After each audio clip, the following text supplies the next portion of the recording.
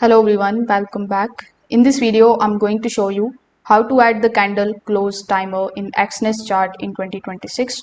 So as you can see, currently I've opened this Exness chart in front of me.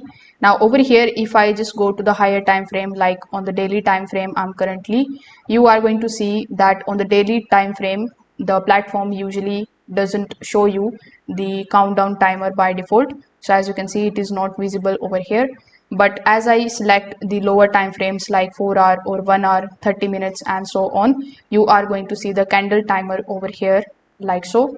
Now if you are not able to find the candle timer, you just have to right click on this timer section, and here you just have to look for the option of crosshair or data window. You will find it in the more settings, so you can just simply go to the more settings option and look for the option of countdown to the bar close. So make sure that this particular option is tick, and when you tick it, you are going to see the candle timer over here. So thanks for watching.